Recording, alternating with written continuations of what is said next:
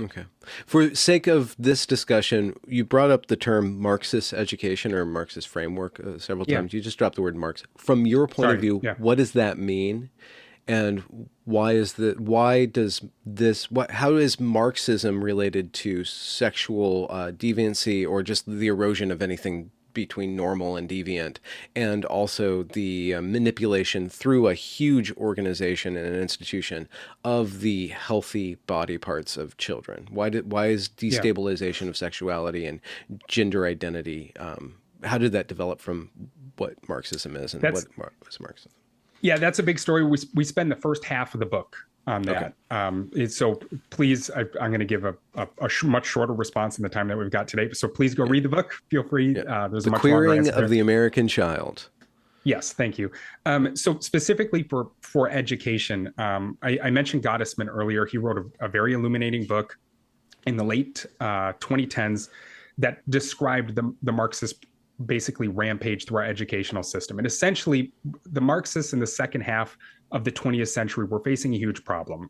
Marxist theory had evolved, and they're looking at the US and Western societies, and they're thinking, how how can we get these societies for these people who don't want socialism and communism to go forward with socialism and communism when the societies keep reproducing themselves through things like education, the law, media, family, the church?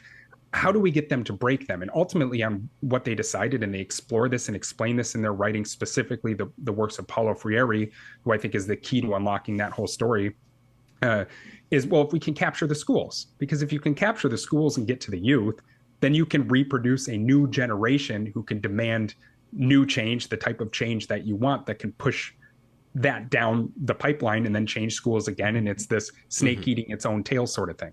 Yeah. So Okay.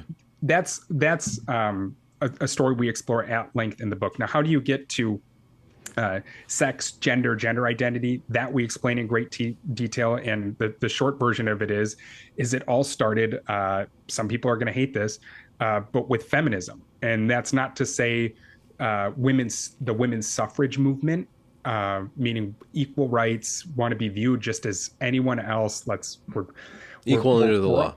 we're all people.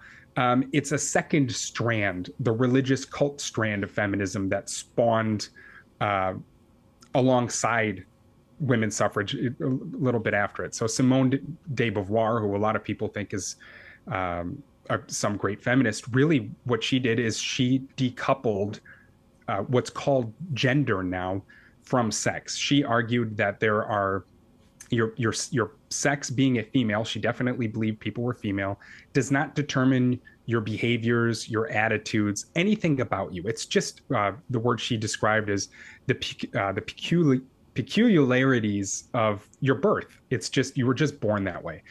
What she says, and this is kind of the Gnostic parasite that Lindsay's always talking about, she Hmm. says that women are defined by men. Men impose these false things Hmm. on women, these expectations that women need to be a certain way.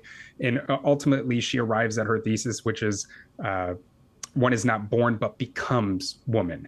And in that thesis, she decouples gender from sex. Now, we all understand that some people throughout history, there's plenty of different cultures and societies where the expectations leveled on women and by women are different. We understand some things women do, depending on culture and historical context, are a bit different. Your sex doesn't wholly determine your behavior in the world.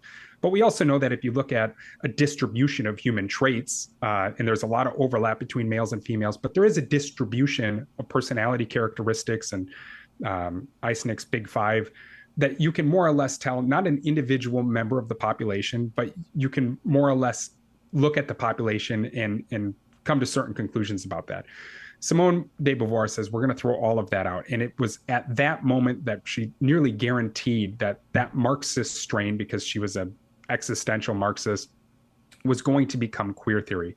Because once you say that gender is something that is entirely, which I would argue it doesn't exist outside of how we use it for gendered terms and language. I wish we'd get rid of that too. But what she says is outside of gender, nothing's determined by that. And the moment you unlock that door, there's nothing to stop the next person from coming in in saying that, well, why don't we just go for sex too? You've opened up gender, like the gender critical feminist. Why not open up sex? And you go through from Beauvoir through Foucault, and you get eventually to someone like Judith Butler, and that's precisely what she says. She says, well, if behavior doesn't follow from sex, it's entirely socially expected of you, and you're brainwashed to do certain things, then what is sex? If it doesn't determine anything about you at all, then what is it? Well, maybe it is this thing that is inscribed or inscripted onto your body by powerful, what are called discourses that are completely false and made up. Maybe there is no such thing as sex as you or I or someone listening would understand it. You're just born in a body. There's a spectrum of what that body can look like. And depending on where you kind of fall in that spectrum, society expects you to do certain things to hold up this gender binary as it is.